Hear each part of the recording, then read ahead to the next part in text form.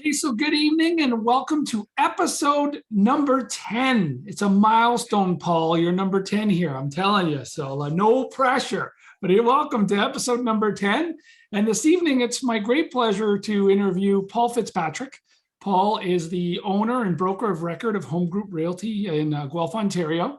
And I've known Paul for actually quite a few years now when I think about it, Paul. Like we've worked complementary in the same industry, and then we've worked together with you as a client, full transparency. So I'm only going to say nice things about Paul this evening because he's a customer. No, I'm just teasing. I think I still have a bill outstanding, don't I? On that note, no. I think you're the only client I've had on the podcast. So there you go. And that is not a shot to any of my other clients, by the way. But certainly the first I've had on the show, and there's multiple reasons for that, and we'll get into them this evening. But I think you've had a really interesting journey. And so I want to share a little bit about Paul's background, and then we'll find out what beer we're having each of us tonight, and we'll kind of explain why. Sometimes it's just as simple as it's the first beer in the fridge, but let's find out this evening. So let me give you a little bit of background on Paul. Paul, if you don't mind, if I've missed anything when I'm done, please fill the gaps. I went all the way back to 82 to 86 when you got your BA of Management Economics, BA in Management and Economics, Management Economics at the University of Guelph. And then from 86 to 96, you were a sales rep with an organization called Realty World. You'll have to fill me in on that one. That I did not know. And then from 89 to 2012, you were with Royal LePage as a broker and selling, but not the broker record, not your brokerage.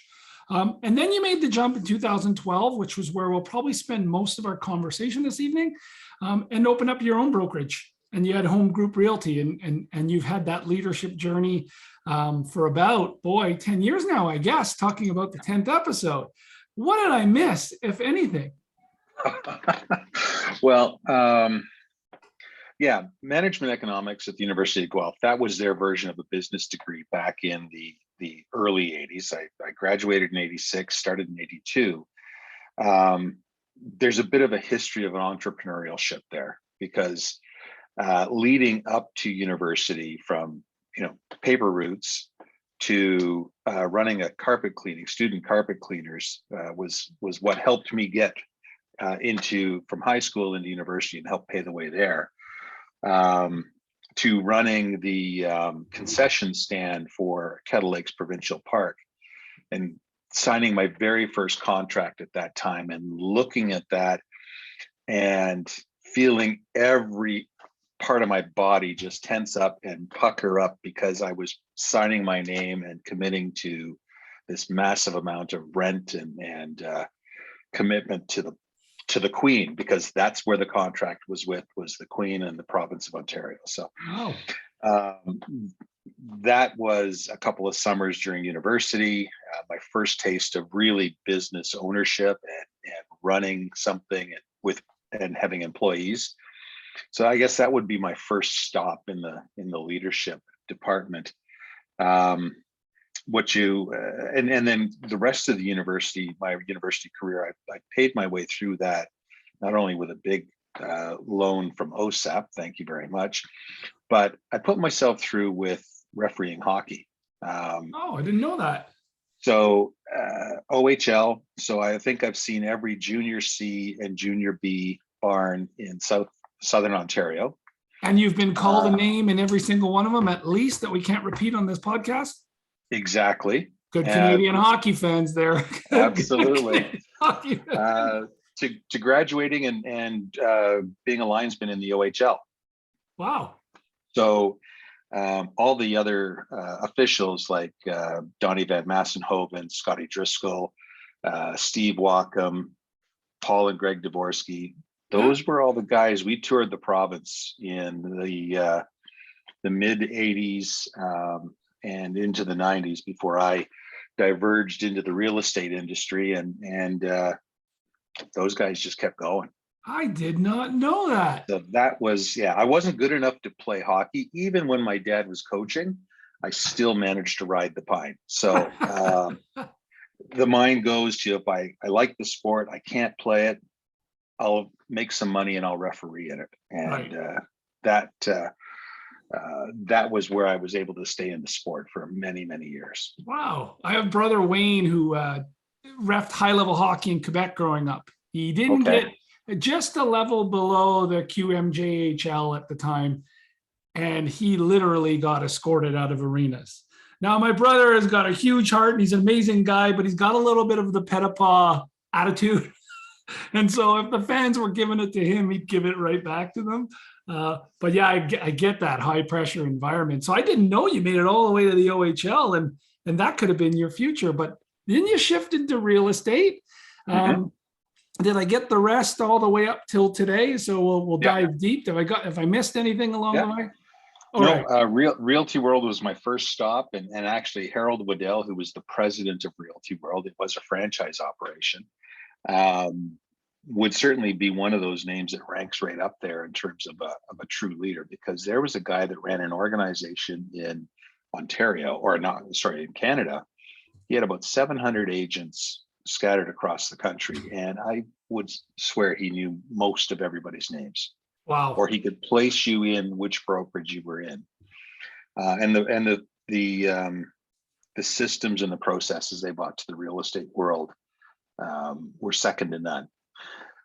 What led me to Royal LePage was the fact that eventually Royal LePage bought out the Realty World name and franchise, so we merged into a Royal LePage brokerage in Guelph years ago under Rob Atkinson. Again, another leader in my eyes that, I learned a lot about the real estate business from him. And I was with him up until 2011 when we went out on our own, because it was getting too long to wait to be out on my own. I finally overcame the fear of taking that leap off the edge. Yeah, I feel like I want to branch off into an entrepreneur podcast at some point, but I'm only 2 years into my journey. But like you mentioned, it is that fear factor that, I was lucky. The only reason I did it, like, fear was no longer a choice. I got laid off during COVID, like, for a few weeks, and a few weeks became a few months. And it's like, okay, I got to pay the bills now. It's time to go to work. So I was able to jump over that fear, because doing my own thing in this business was kind of 5 to 10 years of, like, in the back of my mind, like, I'm going to do this at some point. Like, this is the part of the job I love. But we'll save that for the Lessons in Entrepreneurship podcast, which I probably need another 10 years to be able to add any value into that conversation. I doubt that. Let's talk beer before we dive too deep into leadership. So I am having this evening a Muskoka Brewery Mad Tom IPA for two reasons. One, it's the only thing left in the fridge. I guess the most important reason. Had the in-laws over, we skating on the rink all weekend. It's also local, Muskoka Brewery, and the Mad Tom IPA is not a bad IPA at all. Very hoppy, nice taste. But that's what I'm having this evening. What are you having? Nice. Well, I'm having a Welly, an upside IPA. So again, I tend to lean towards the IPAs. The hazier, the better. So this is one of my go-tos. The Alora Brewing Company's Alora Borealis, I think that's how they pronounce it. And either the Bellwoods, Jitsu would be my other. Those are my three go-tos when I need to have a refreshing cold beverage. So nice. So you're having like the almost 7% Welly upside tallboy. I hope you make it through. Cheers. I used to get those when I was still living in Guelph. I'd have those delivered. They had a delivery service at the time during COVID, especially. I think they were doing it same day, and you get them like a 24 pack through those, and they'd last you a little bit through the summer. They were great to have on a nice hot day. So, all right. Well, let's dive right in and let's talk about that leap, and let's talk about it not from the and certainly if you want to share why, that's fine, but not from the perspective of entrepreneurship. But when you went from seller to broker of record and you opened your business, why did you decide it was the time to lead other agents? Because that's a big jump, right? I can only assume with the years you were in it, you could have just coasted and kept doing your own thing, writing deals and done well. But Yeah. all of a sudden now your success is based on your ability to influence others, lead them, and add value. So what made you make that jump, and why having people under you?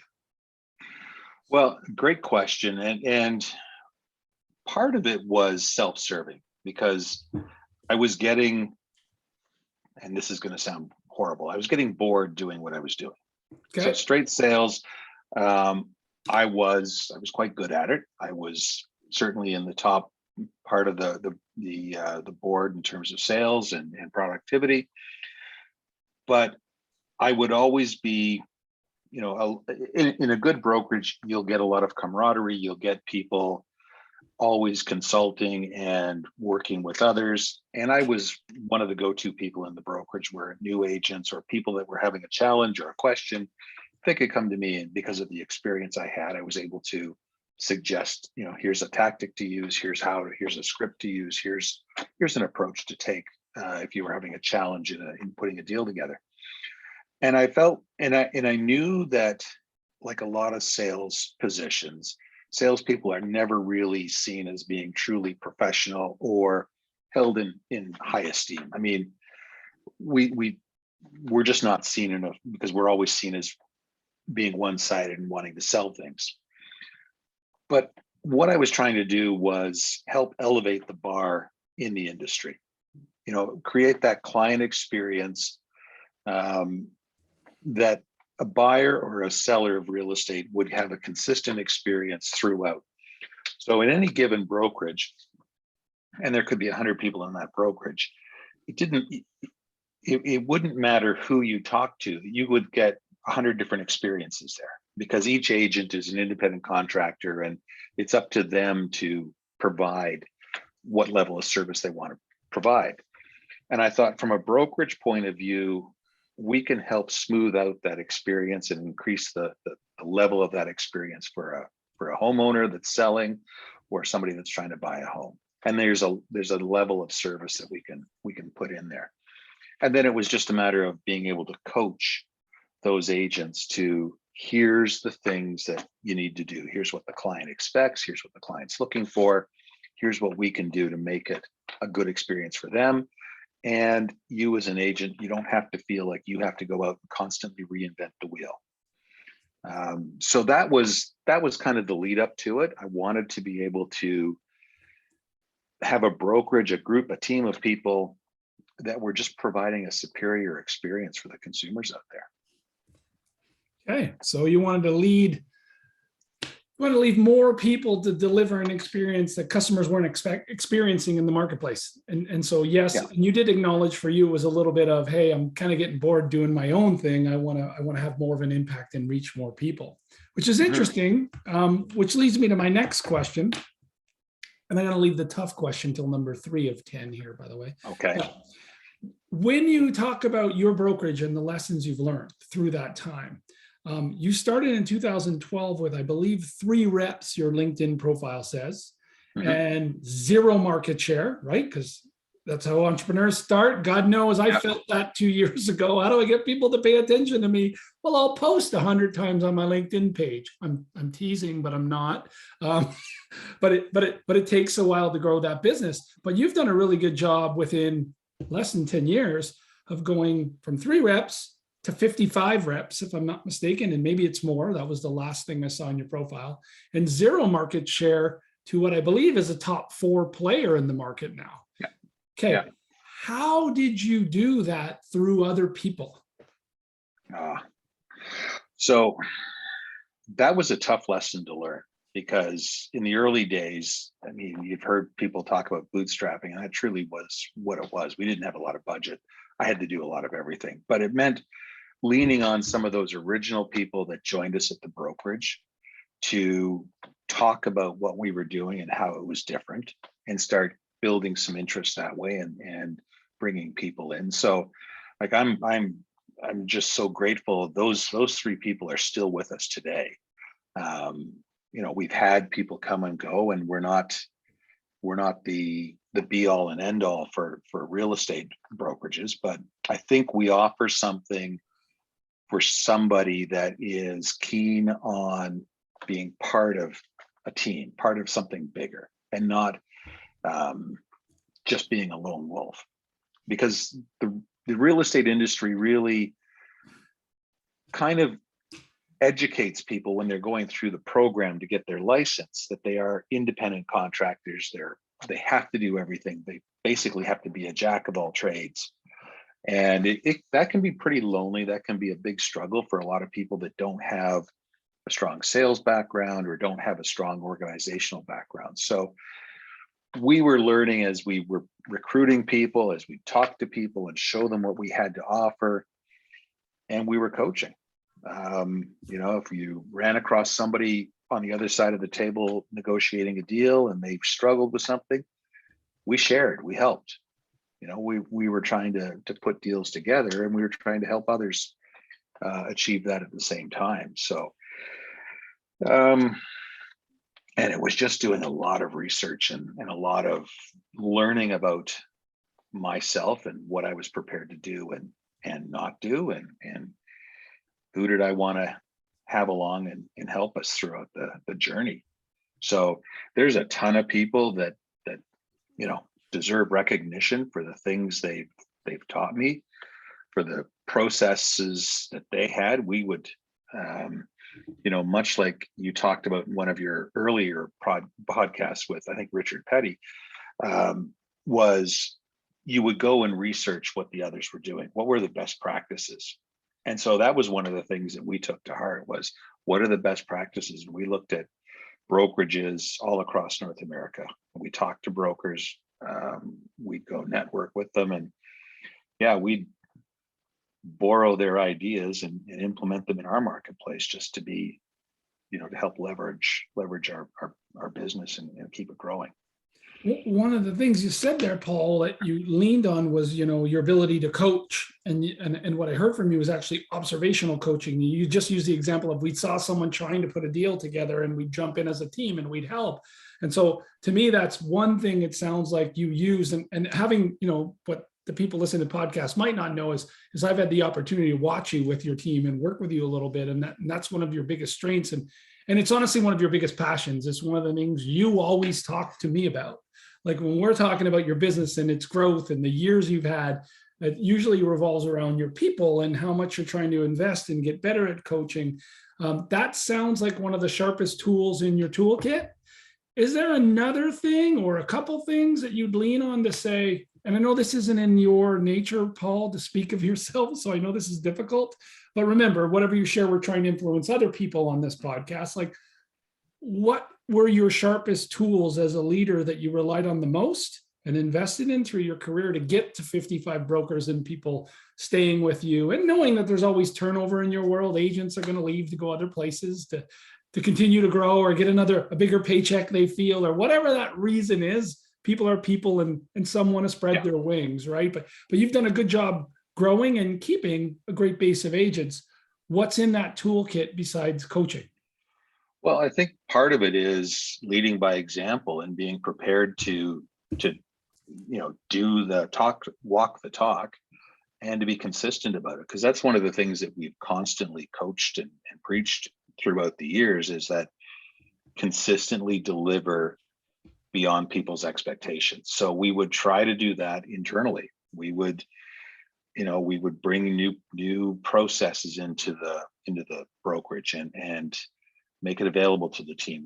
We coach them on, creating processes themselves to make it easier to stay in touch with their past clients. I mean, real estate as an industry has an atrocious record for getting repeat business out of clients, because for the most part, we are so transactional that we do a deal and then we're moving on to the next one, because we have no safety net and we've got to keep doing deals. And some of the easiest and the best business or one of the easiest and best ways to keep building your business is to leverage that past business that you've done with those people for referrals, for repeat business.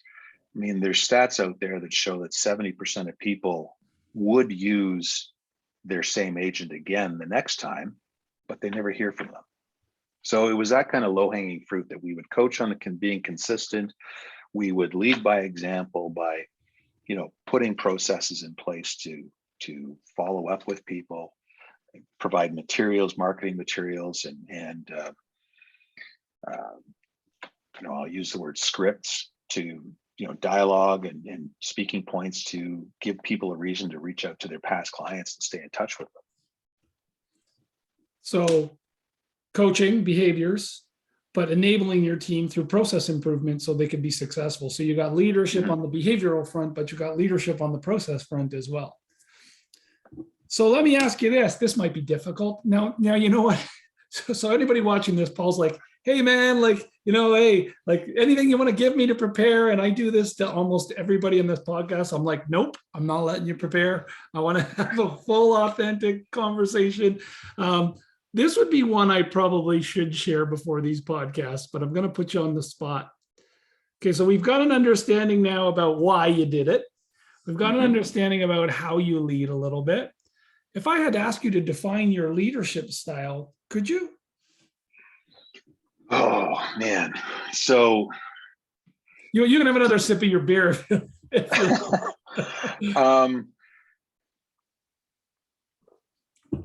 I didn't know that there was a name for it, and I would, and again, as much as this is going to sound like a shameless plug, I would call it servant leadership, because some of the authors I've read and things I've studied over the past 10 years, like Simon Sinek, one of his books was The Leaders Eat Last. And I was always a firm believer that you've got to be prepared to be on the front lines with your team, walk the talk. So I needed to know how to do a proper listing presentation, how to do a proper buyer consultation, how to work that process.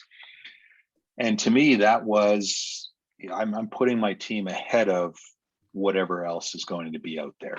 So they go first. I will, I'm there to walk with them, but I'm certainly not putting my interests first in terms of, I've got to make sure I get paid or that sort of thing. So, when you and I first met and we started talking and over the last couple of years, especially when you were working on your book and you were helping us with our strategic plan, and we talked about that kind of thing, and I realized that, yeah, that's what it's called.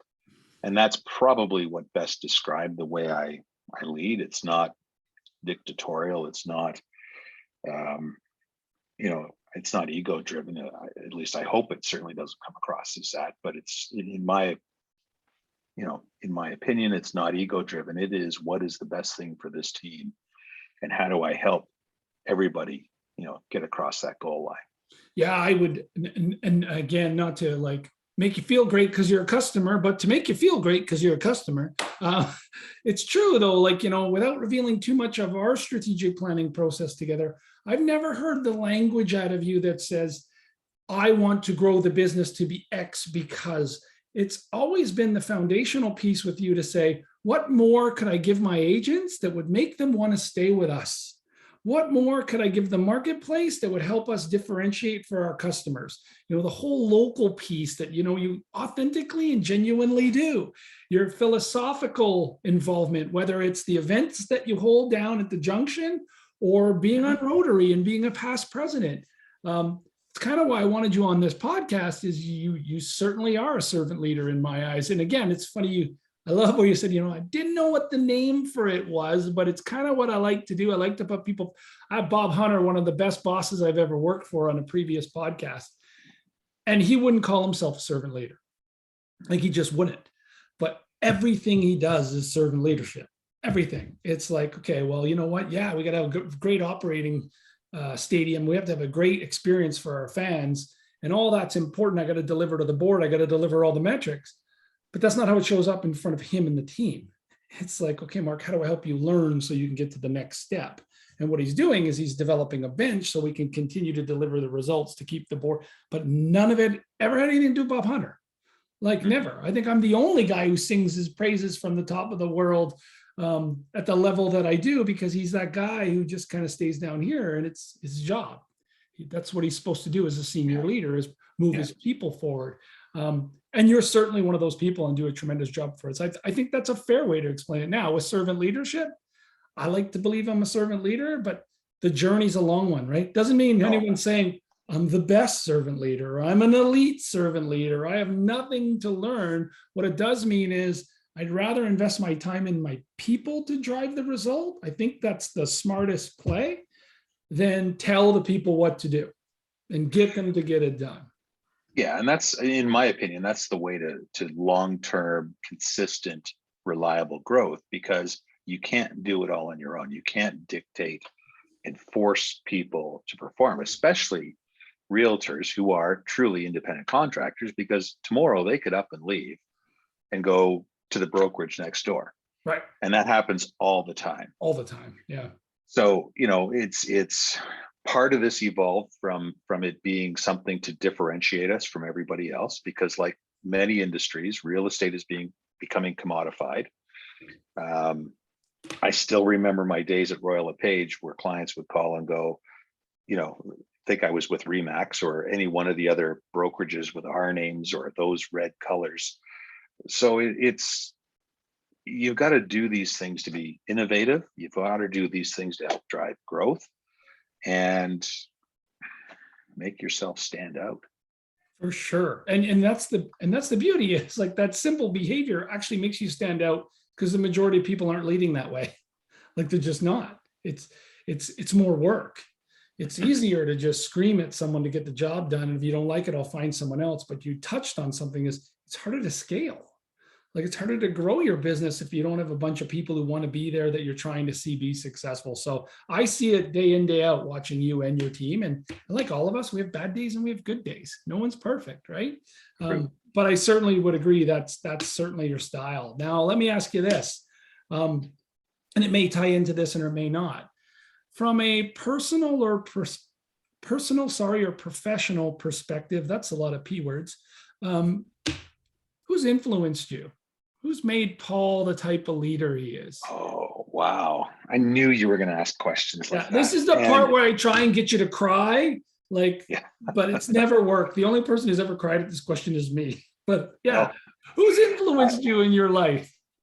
There are so many people here that I've learned from, I've watched and observed, and I run the risk of upsetting some because I've forgotten about them. But there's family members like my brother who runs a software company out in the West Coast, and we have a regular conversation about the challenges of leading, because he's got people spread out all over North America. And so, he's certainly somebody, even though he's my youngest brother, I look up to for what he's been able to accomplish. My wife, there was somebody that saw something in me before I opened the brokerage that was she just said, you got to do this. So and I watched, and so there's one of the first people that I saw as a true servant leader. Leslie she was a chief underwriter, so she'd have a number of underwriters working for her, but she knew if somebody was having a bad day that they were a Kit Kat kind of person, and miraculously a Kit Kat would appear on their desk. She knew anniversaries, birth dates. She knew all those sort of things, and I was always amazed at how she could pull that out and make that person feel special. And it was always genuine. It wasn't a ploy. It wasn't a technique. So I watched that, and it was like, man, I want to be able to help, be a leader like that, and so that's certainly somebody. I talked about Harold Waddell way back from my Realty World days. There was a guy that believed in really making sure that his brokers, the people that worked with him, had all the systems and the processes, and they were seen as an elite franchise to work with. People like Russ Donnelly, who was the very first real estate broker I worked for. So that was one thing I forgot to talk about. There was about a 2-year period as I first got licensed where I worked for Donnelly Real Estate in Guelph. And Russ sent me on a course called Think and Grow Rich, which was a weekend-long course that sort of instilled in me and set a mindset about, you know, anything is possible if you put your mind to it and you put the effort in. And that started me down on that whole path of self-discovery and learning and wanting to learn more about leadership and wanting to learn more about how do I become the best possible person that I can become. So, I mean, I've got bookshelves at the office that are lined with all kinds of those books, and they all have a very common theme about, you know, you can get anything you want out of life as long as you help somebody else get what they want. And that really distills down to what servant leadership is all about.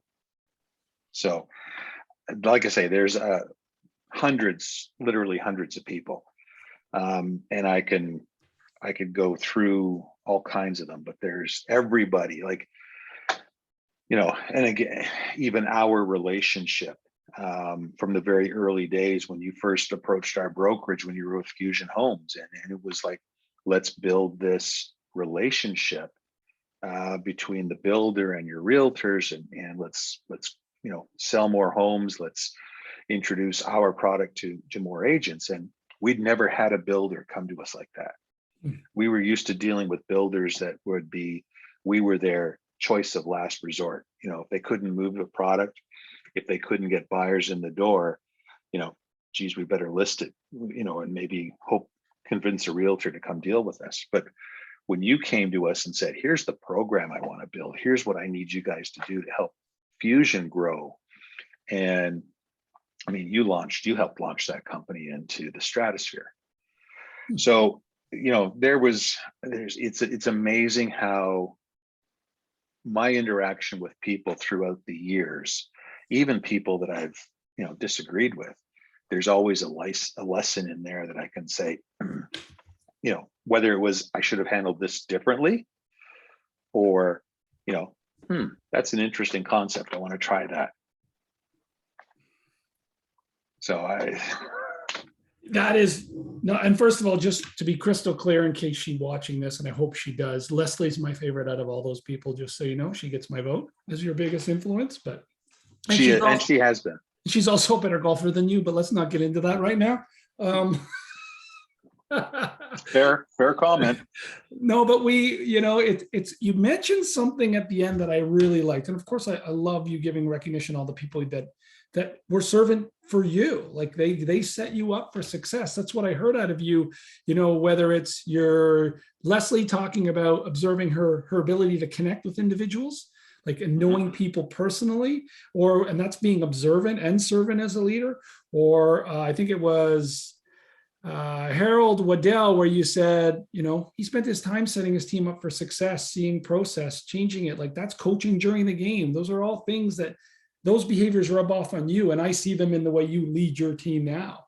But the thing that really I found interesting that resonated with me at the end was, you know, I was able, and I think it was with Russ Donnelly, correct me if I'm wrong, where you're like, I disagreed, but there was no, you said it was after Russ. You said, and even a bunch of people where I've disagreed, but learned something along that process. It takes time to understand that, right? Like, I had I shouldn't even say I had like 1.5 negative work experiences in my career. I was lucky. I worked for great companies and great leaders. And even in those negative experiences, it wasn't all negative, right? But a high bar when you've worked for some of the people I've worked for in the organizations that they run. But when I look back now, I lose a little bit of that frustration, because I realize that even in that environment that I didn't like, I actually learned a lot. Yeah. Like, I tell people, like, and it's not just, well, you learn from bad leaders because you don't want to repeat what they do. No, even in leadership styles that don't fit you, there's a lot of functional knowledge that gets transferred there. So I love that, because 2 or 3 of learning in my career have come from people that I had a really hard time working for. And it makes you look back and go, maybe I could have bent a little more. And that's life, right? That's learning. Maybe I could have been a better leader for them. But that was interesting. And I think that's an important lesson that people should realize faster, is that you don't always have to be the biggest fan of your boss but pay attention to the lessons, because down the road, some of them may help you, right? So that was important. That's that. I'm going to jump on Yeah, something go you ahead. said there. Um, and that's the thing. It's being observant or watching, observing. I'm one of my favorite things is just to sit in spots and watch people and watch how they interact within their environment. And even from a bad boss or manager, there's always an observation there. There's a learning there, right? And I forget who said it, but somebody said some of our greatest moments of learning come from when mistakes are made or when there's a failure. And I think that I have to agree with that, because when you see something that doesn't work or something that's dysfunctional, and then you can be introspective and say, what was my role in that? What caused that? Or why did I react the way I did?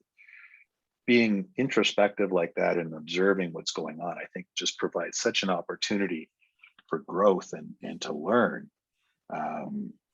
It's amazing. Well, that leads quite nicely to my next question for you. Going to put you on the spot here. Okay. Tell me about your biggest screw up ever as a leader. What was your biggest failure, and what did you learn from it, and how has it made you a better leader moving forward? Can you touch on an example, and then I'll share one of mine. So we're both vulnerable here. There have been many on a personal level and on a business level. There's been many, and I guess the biggest one has been that I've always tried to be a pleaser. I've tried to make sure that people, are happy, and you can't always satisfy everybody. So we had,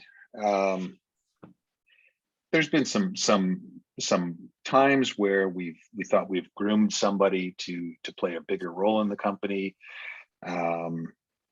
and clearly I wasn't paying attention to what they were saying in terms of what help they needed, and I was being more top down versus on a level with them to say, where can I help, what do you need, versus why don't you do it this way. So the few times that I got outside of that servant style leadership, it's come back to bite me in the ass that it didn't work. And I certainly didn't have the strength, I guess I'll use that word in a negative way, to force the end result that we were looking for. So that was one example. Yep. And on a personal level, I mean, it comes down to communication, and that's still part of leadership. A marriage that didn't work because there was just, I used to brag that we went 17 years without an argument, and that was just not something to brag about. It was something that should have been a big red flag that we could have avoided a lot of issues. So proactive communication is what I'm hearing out of that one personally. Yeah. Wow. Thank you for sharing that. That's not easy. Appreciate that. And now look where it's led you, right? Yeah. Great business, great leadership style, great wife. Life is grand, or as grand as it can be, right? There's always better days ahead. Well, it's not a zero-sum game, right? It's how do you keep growing, and how do you keep improving things, and you mentioned Simon Sinek earlier, and that's his most recent book that I just finished reading, was The Infinite Game. And that's the whole thing, is like, we're not in this to win a score. Like, we're not in this to end the game. We're in to keep the game going and continuously improve. And because we're in that mindset, we only get better and better at what we do. There's no end point. It's continuous. No. As long as you're in business, you got to get better every day. And as long as you're in life, you got to be a better person every day. Yeah. It's okay to make mistakes along the way. Yeah, you got to keep, if you're not growing, you're dying. So that's, I forget where that quote came from, but. Take it, it's yours now. Yeah. Well, I promised to share one of mine. Like one of mine was, and I repeated the error about 10 years later, but I recognized it quicker. We were opening BMO Field back in the day in 2006. And I was a rookie general manager of a stadium. I'd never opened anything in my life. I can't put a nail in the wall. And now I'm accountable for Gantt charts and hiring up the staff from zero and getting a pro sports stadium open. Of course, Bob's holding my hand, getting it done. But I'm feeling the pressure grow. And we used to do event walkthroughs every day and operational walkthroughs. So I'd take the event staff and where we're at with all the things that need to be in place for the first game. And then the operational team was where are we at with stadium construction, where are we at with building ops. And we just had a particularly bad day and we're all tired. And these people, Paul, were working 13-hour days for me at least in that summer leading up to opening BMO Field. And I tore a strip off of them in my office. And I'm like, you guys should go home and get a good night's sleep because maybe we'll get something done tomorrow because you didn't do shit today. Like, can you think of that? Like, can you, like, that's not in my character, but clearly I wasn't ready to deal with the pressure. And although I thought I was a servant leader, I wasn't there yet because when push came to shove, I blamed other people. And it was crappy. And I saw how people reacted. Well, I brought everybody in the next day and you know, apologized, shed a tear and was open and said, here's what I'm dealing with. Like, this is me not being ready, guys, and I need your support. And it was really a rallying point for us. Fast forward about 10 years later, I'm in the same situation in an organization where the pressure is coming down from the owner, CEO, and I'm feeling the same thing. And I'm starting to do the same thing to my team, but I recognize it this time. And I pull everyone together before it gets to that state. And I just say, guys, proactively, here's what I'm dealing with, you know, with protecting the confidentiality of the CEO and the owner, but still being open with how I'm doing as a leader with the pressure. And here's what's going on. And here's why I need your help. And, you know, I've been a little quicker and a little more snappy than I've normally been. And I know what's happening, guys. So I'm going to step back. Here's where you can help me. You know, as the guy who's accountable for the team result, here's where I need your support. And so it's those little checkpoints where you're like, man, that was really bad. Like, it was really bad. Like, what I did at BMO Field was terrible to that team. But it's only as terrible if you keep repeating the error. It's the whole thing with the servant leadership training that I do with companies. It's okay as long as you correct the behavior. And you're not going to learn it in 1 week. And you're going to make the mistake again. But what you want to do is you want to, instead of doing it every week, you want to see it every 3 months. Then you want to see it every year. And then it's a once a decade thing. And then the behavior's baked, right? But people don't quit smoking the next day, even though they want to. That takes time and some never get there. So it's really about figuring out what's underneath those failures and how do you carry it forward. So I find that, you know, even through your response and what I've interviewed, when I've interviewed other people in this podcast, that's always an underlying theme of people being able to see. I haven't had one person on this podcast, which probably speaks well to my casting director, which is me, that has said, I haven't made any mistakes. They're very much like you. Oh God, where do I start? Like, yeah. And I think people get this vision of leaders that they're perfect and they never make mistakes.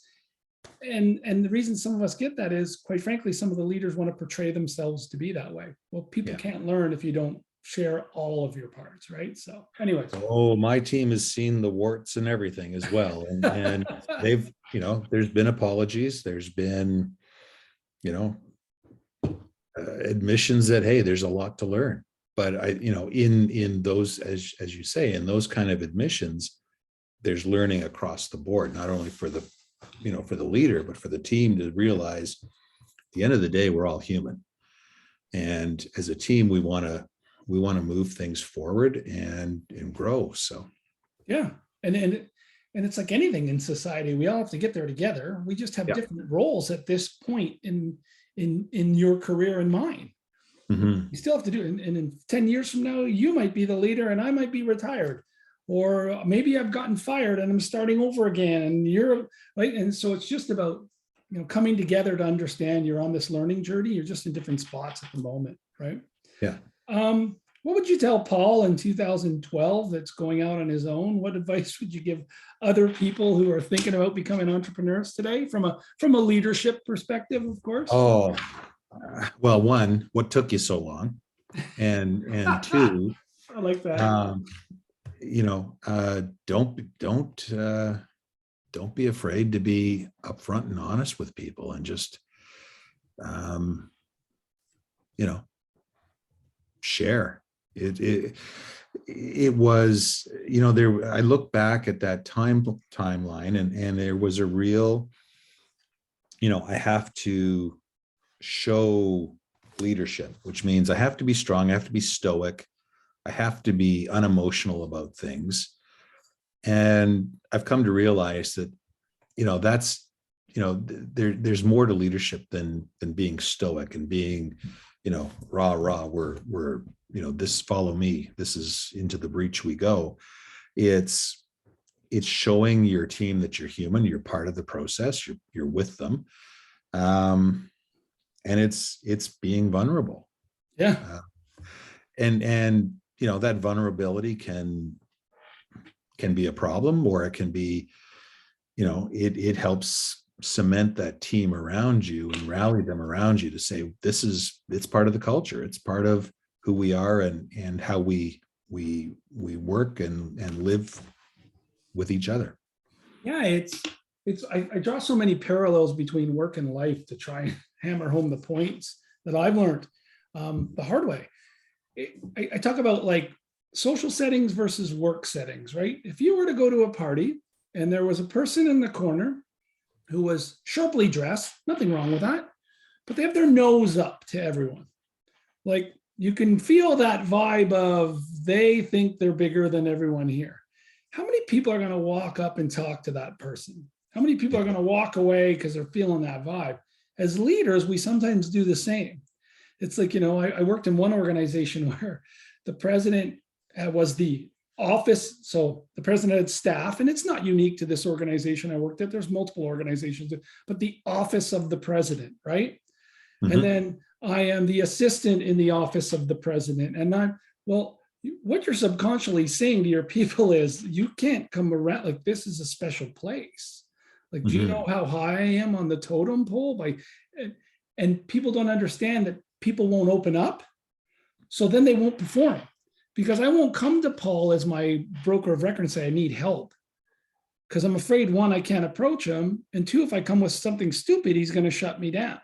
Mm-hmm. So the faster we can get into a position where we are vulnerable and show people that, yeah, I'm a person too, and here's what I'm struggling with, and here's what I'm working on, the quicker people want to jump in and help you, and are most importantly accepting of your help. That's where a lot of the breakdown happens in servant leadership. Is, I can tell you everything I want. I sincerely want to help Paul Fitzpatrick. But if you don't trust me, it doesn't matter.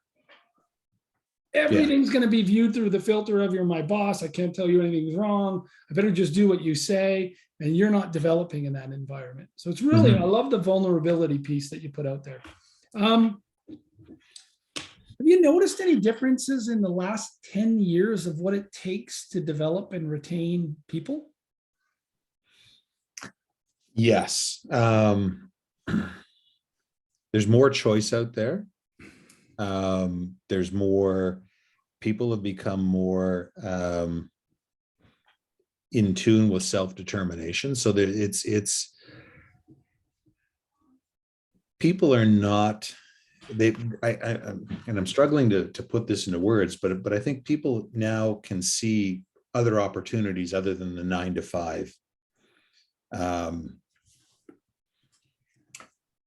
So it's more of a challenge to be a leader. It's more of a challenge to recruit people and grow a business, because there's a lot of noise and chatter in out there that you've got to work your way through, and it's tougher to stand out. It's tougher to get people to believe that, you know, you can offer a genuine difference. Everybody assumes that you're no different than the other brokers or the other brokerages. So that's been a real challenge. I can sit in front of somebody I'm trying to recruit and say, here's all the things that we do. Here's the results we can get. And it's almost like they think, well, the other guy's going to offer the same, or they try to break it down to a dollar amount and go, it's cheaper over here.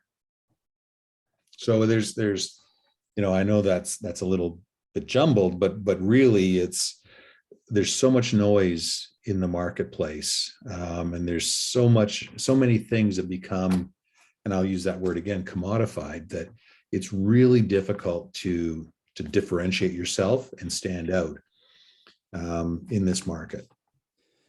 Yeah, I think it's not just in the real estate world, it's in a lot of industries. Like, people can see when there's better elsewhere. Yeah. Sometimes what they perceive as better once they get there isn't better and they come back. But I find employees are way more educated today on their options, right? Just because of platforms like Glassdoor and Indeed reviews and LinkedIn, like, hey, I'm going to join this brokerage. Do you know anything about the broker? What do they charge? And people get information faster where they used to take the job, and you got the trust to lose. And now you got to earn the trust for them to start, right? And so that perception of what's a great place to work is important. And I think the best thing is word of mouth. So people, if you stay focused on your leadership approach, people will figure that out. I think that's a big differentiator, where people want to work for a leader who's flexible and hears them out. Yeah. Could I ask you? I'm going to ask you. Feel free to say I can't pick one, but can you pick, and this doesn't have to be from your personal experience, right? Who do you look up to in leadership for thought leadership? Like you mentioned Simon Sinek. Is there anyone else you look at, and why? Oh, wow. Again, there's a lot to choose from. So it depends on, there's been individuals in my life personally that I've looked up to as thought leaders. I'm a reader. I love reading, and I read so many different things to get different perspectives. And one example would be Dan Sullivan. That's strategic coach and from way back when. And a lot of the books that I read, there's a common theme throughout a lot of the business leadership books and in the I'll call it the self-improvement area, that the Jack Canfields, the Dan Sullivans, the Napoleon Hills, and that's going way, way back. But there's a lot of little threads that they all come together to make a nice, I'm going to say a rope of knowledge and thought that helps guide me in terms of what I do. Tim Ferriss is another one that I look at, because there's a guy that is not afraid to deconstruct something and tear it apart and look at it from a different angle, and not just say, well, this is the way everything has been, so this is the way it's got to be done. When I first read the 4-Hour Work Week, and it just like flipped my head around. It's like, okay, so and we've talked about it a lot in the brokerage, Pareto's Law. What's 20% of what you're going to do going to generate 80% of your results? So little things like that just pop in from all these different directions. And I just take those and I throw them in different folders that I've got, and I go back and revisit them and start pulling them all together. But that's the kind of stuff that I look for. It's that, what's that 20% that's going to give me the best return? Got it. Awesome. Oh, by the way, I just something to lean on here. Yeah. I've got a signed autographed copy. Oh man, if you can't have fun, right? Yeah, exactly. Okay, let's start to wrap this up a little bit. You've been so gracious with your time. 3 real quick questions. They're not long, big, deep questions like I've asked you, and thanks for being good with being put on the spot. I really appreciate it. What parting words of wisdom would you give anyone listening to this podcast, whether they're in real estate or any other industry, about leadership? And what have you learned through your career? Oh, well, don't be afraid to make mistakes, and don't be afraid to be vulnerable and show that you're human. Awesome. Yeah, there's a lot of learning in the mistakes. I mean, don't go out and chase them down, but when they happen, deal with them, right? And learn from them. Yeah. And I mean, to try to purposely avoid making a mistake puts you into such a narrow constraint that you're not going to accomplish near what you want to accomplish. Yeah. You know, so you're going to make mistakes. Embrace it, accept it, own it. You know, that's, I mean, one of the biggest things I've learned about leadership is own your mistakes. Embrace and own the mistakes and be vulnerable. So what's next for Paul Fitzpatrick and the team at Home Group Realty? Great question. This is a bizarre market. I've been in the business 35 years now. I've never seen a market like we've got. So we're preparing for whatever happens. We want to stay nimble. We want to keep growing. We want to take advantage of the opportunities out in the marketplace. I think there's, you know, the technology is allowing us some growth opportunities outside of the Guelph area. How do we, and we're going to embrace that. We're going to use the technology to try to, you know, keep growing our market share and service our clients, our agents, and our consumers better.